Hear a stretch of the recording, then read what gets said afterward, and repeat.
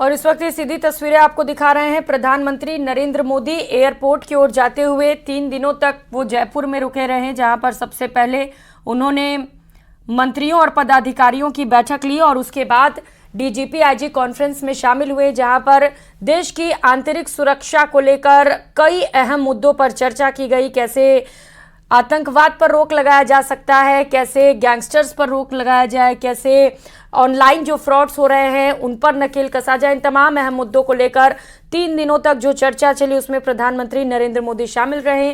केंद्रीय गृह मंत्री अमित शाह भी उसमें शामिल रहे, जहां पर देश की सुरक्षा को लेकर, नेशनल सिक्योरिटी को लेकर खास चर्चा की गई, जिसमें अलग अलग राज्यों से डीजी और आईजी भी शामिल हुए।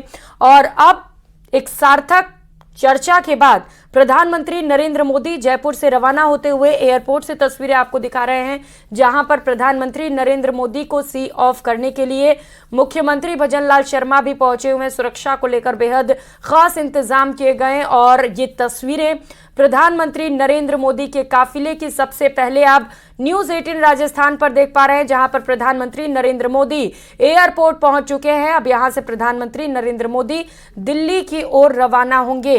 ये पहला मौका था जब प्रधानमंत्री नरेंद्र मोदी 3 दिनों तक जयपुर में रहे और पहली बार बीजेपी प्रदेश कार्यालय में उन्होंने मंत्रियों और पदाधिकारियों के साथ बैठक की, जहां पर डिनर का भी आयोजन किया गया। प्रधानमंत्री नरेंद्र मोदी को राजस्थान की संस्कृति से भी रूबरू कराया गया, जहां पर उन्हें राजस्थानी अंदाज में उनका स्वागत हुआ और राजस्थानी व्यंजन भी परोसे गए, जिसे प्रधानमंत्री नरेंद्र मोदी ने जमकर जिसकी तारीफ भी की। एयरपोर्ट हवाई अड्डे से ये तस्वीरें आपको दिखा रहे हैं, जहां पर प्रधानमंत्री नरेंद्र मोदी का काफिला पहुंच चुका है।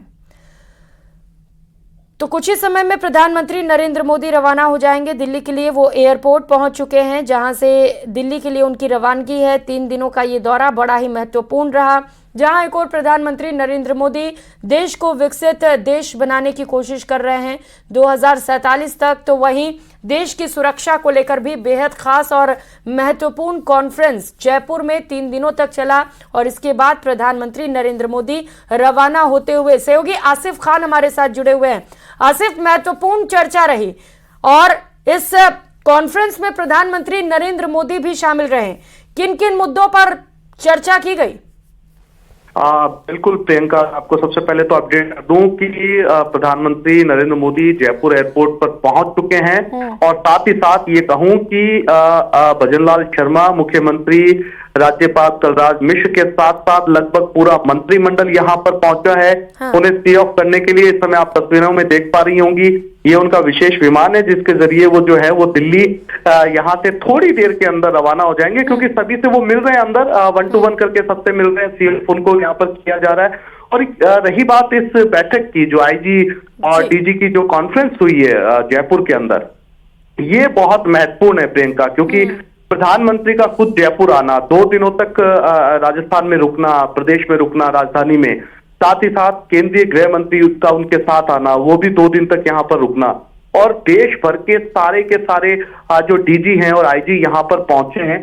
तो ये जो बैठक है, पुलिस के अंदर, पुलिस सिस्टम के अंदर आपस में जो तालमेल बिठाने की कोशिश की गई है, ये अपने आप में जो है वो एक बहुत सराहनीय से कहा जा सकता है प्रियंका, क्योंकि आमतौर पर देखा यह जाता है कि जब किसी स्टेट के अंदर कोई बड़ी क्राइम की घटना होती है, चाहे वो टेररिज्म से जुड़ी हो, चाहे वो गैंग से जुड़ी हुई कोई बड़ी घटना होती है, तो स्टेट पुलिस का आपस में तालमेल ना हो पाने की वजह से कई बार क्रिमिनल्स को भागने में या क्राइम को पकड़ने, क्राइम को कंट्रोल करने के अंदर काफी दिक्कतों का सामना करना पड़ता है। लेकिन यही अगर आपसी तालमेल हो स्टेट की पुलिस के अंदर, आपस में कोऑर्डिनेशन अच्छा हो, तो अगर कोई क्रिमिनल एक जगह से क्राइम करके निकलता है, दूसरे स्टेट में जाता है, तो उस कोऑर्डिनेशन की दम के ऊपर, उस कोऑर्डिनेशन के आधार के ऊपर उस क्राइम को कंट्रोल करना जो है वो बहुत आसान हो जाता है। और इसी के मद्देनजर ये बैठक यहाँ जयपुर के अंदर बुलाई गई थी, जिसके अंदर सारे के सारे सीनियर पुलिस अधिकारी, डीजी रैंक के अधिकारी, आईजी रैंक के अधिकारी यहाँ पर शामिल हुए थे। और ये इसे कहा जाएगा प्रियंका कि ये बैठक जो है कामयाब रही है। ये कामयाब इसलिए रही है, जाहिर सी बात है कि इस बैठक के अंदर सारे पुलिस अधिकारियों की कोऑर्डिनेशन कमेटी बनी होगी। अब थोड़ी देर के अंदर साफ होगा जो बड़े क्राइम्स हैं, जिनके ऊपर कंट्रोल किया जाना है, उनको लेकर जो है वो आपस के अंदर अधिकारियों की बात होगी और इनको लेकर क्या कुछ निकल कर सामने आता है जब सारे स्टेट की पुलिस आप कोऑर्डिनेशन करेगी किसी एक स्टेट के अंदर, और अगर उसका क्रिमिनल किसी दूसरे स्टेट में चला जाता है तो उस कोऑर्डिनेशन के दम पे उस क्राइम को कंट्रोल किया जा सकता है। इसलिए केंद्रीय गृह मंत्री यहाँ पर खुद मौजूद रहे। जाहिर सी बात है थोड़ी देर के अंदर प्रियंका मैं आपको बता दूं कि प्रधानमंत्री नरेंद्र मोदी जरूर पहुंच चुके हैं, लेकिन कुछ ही देर के अंदर जो है केंद्रीय गृह मंत्री अमित शाह भी थोड़ी देर में यहाँ पर पहुंचने वाले हैं। उनका विशेष विमान भी ठीक जो पीएम का विमान है उनके पास भी लगा हुआ है, वो भी थोड़ी देर के अंदर यहाँ से रवाना हो जाएंगे। तो फिलहाल मैं आपको बताऊं कि वह विमान के पास में जो सबवे बना हुआ है उसी के ऊपर सभी नेताओं से मुलाकात कर रहे हैं और एक एक से मिलने के बाद में वो प्लेन के अंदर बैठ जाएंगे और अगले 2 से 3 मिनट के अंदर आप देखेंगे कि ये प्लेन जो है यहाँ से रवाना हो जाएगा। प्लेन का बड़ा अपडेट आप दे रहे हैं आसिफ कि कुछ ही समय में यहाँ पर केंद्रीय गृह मंत्री अमित शाह भी पहुंचेंगे। हालांकि अपडेट एक बार दर्शकों को बताते चले कि प्रधानमंत्री नरेंद्र मोदी एयरपोर्ट पर पहुंच चुके हैं, जहां पर मुख्यमंत्री भजनलाल शर्मा और कई मंत्री भी उनको सी ऑफ करने पहुंचे हुए हैं, जिसकी तस्वीरें सबसे पहले इस वक्त आप न्यूज 18 राजस्थान पर देख पा रहे हैं। आसिफ, एक जानकारी आपने बड़ी ये दी है कि जो मकसद रहा कॉन्फ्रेंस का वो ये भी रहा कि जो देश भर के अलग अलग राज्य के पुलिस हैं वो आपस में कोऑर्डिनेट कर सके। अगर ऐसा होता है तो राजस्थान में जिस तरीके से गैंग वॉर बढ़ा है उस पर भी कंट्रोल होगा, क्योंकि गैंगस्टर्स अक्सर क्राइम करने के बाद अलग अलग राज्यों में फरारी काटते हैं। बिल्कुल ठीक कहा प्रियंका, और मैं यही बात जो है वो बार बार कह रहा हूँ। सबसे बड़ी बात यही है, ना केवल टेररिज्म बल्कि प्रियंका आपने पिछले कुछ दिनों के अंदर देखा होगा कि गैंग्स वॉर बहुत बढ़ गई है, थ्रेट्स बहुत ज्यादा बढ़ गए हैं। जो गैंगस्टर हैं वो विदेशों में बैठकर अपने गुर्गों के जरिए यहाँ पर जो है वो थ्रेट कॉल करते हैं और उसके बाद में आपने देखा होगा कि कई हाल ही के अंदर कई हत्याएं भी हुई हैं। हाँ। ऐसे में अगर पुलिस के कोऑर्डिनेशन स्टेट टू स्टेट अगर अच्छा हो तो इस बैठक को इस मायने में भी कामयाब कहा जा सकता है कि ऐसा हुआ है इस बैठक में 2 दिनों के अंदर। अगर किसी भी स्टेट में कोई बड़ा क्राइम हुआ है तो दूसरे स्टेट की पुलिस ने जरूर इसके अंदर एक कमेटी का गठन किया होगा जो रिस्पॉन्ड करेगी, क्विक रिस्पॉन्ड करेगी। अगर के तौर पर समझ लीजिए कि तमिलनाडु के अंदर कोई बड़ा क्राइम होता है और अगर उसके क्रिमिनल भाग के राजस्थान या हिमाचल या पंजाब में चले जाते हैं तो वहां के डीजीपी यहाँ मौजूद थे, तो एक कोऑर्डिनेशन बनेगा जिसकी वजह से वो क्राइम कंट्रोल होगा, अपराधी भी पकड़े जाएंगे। यही वो मकसद था प्रियंका, जिसकी वजह से आईजी और डीजी की कॉन्फ्रेंस यहाँ पर की गई है। और ये इसे माना, देखिए मैं प्रियंका अपडेट कर दूं, प्लेन मूव कर रहा है, अगर आप देख पा रही हैं। जी बिल्कुल, अगर आप देख पा रही हैं तो प्लेन जो है वो यहाँ से अब जो है वो प्रधानमंत्री मोदी का प्लेन स्टार्ट हो चुका है। वो रनवे के ऊपर अब जो है वो टैक्सी वे आप देख पा रही होंगी, टैक्सी इस समय कर रहा है। थोड़ी देर के अंदर ये प्लेन जो है वो रवाना हो जाएगा, यानी कि सबकी मुलाकातें हो चुकी हैं। अंदर प्रधानमंत्री नरेंद्र मोदी प्लेन में बैठ चुके हैं और अब ये थोड़ी देर के अंदर टेक ऑफ करने वाला। जैसा कि मैंने कहा ये 2 से 3 मिनट की प्रक्रिया है वो पूरी हो चुकी है और सभी नेता एक एक करके जो है वो प्रियंका बाहर आ जाएंगे। स्टेट एंगर गेट की तस्वीरें मैं इस समय प्रियंका आपको दिखा रहा हूं और मुमकिन है प्रियंका की कुछ नेता जो है वो अंदर बने रहें। हाँ। क्योंकि थोड़ी देर के अंदर केंद्रीय गृह मंत्री अमित शाह भी यहाँ पर पहुंचने वाले हैं, उन्हें भी सी ऑफ करना है।